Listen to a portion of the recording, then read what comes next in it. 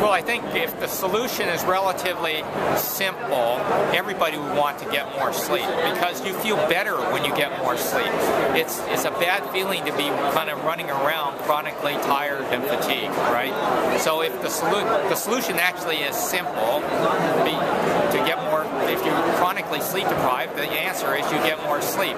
But people have competing priorities in their lives and they choose those other priorities over getting sleep. What they need to be educated on is the fact that if they get better sleep, they are more productive in their waking hours, and therefore they might not need to work for or do these other things for extended periods of time to be sleep deprived. I think that most startup companies related to sleep try to focus on trying to diagnose sleep apnea, which is okay, but I think that pretty much people have figured out that you can diagnose sleep apnea in the home, and so there are devices out there already to do that, so that market's kind of crowded.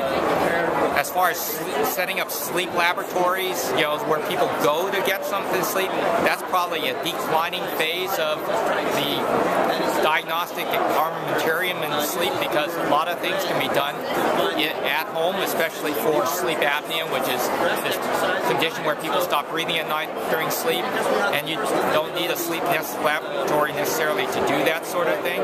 I think the focus should be, in the treatment of people with sleep problems, in that you can focus on, differences in lighting to promote alertness versus, being sleepy. You can look at the ways to treat sleep apnea. They're innovative. In addition to CPAP, which is this device you wear at night that pumps air into your lungs, perhaps there are other ways to get it so your muscles function properly and you don't stop breathing at night.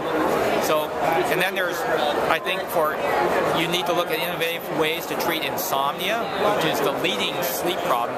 10% of the population in the United States has chronic insomnia.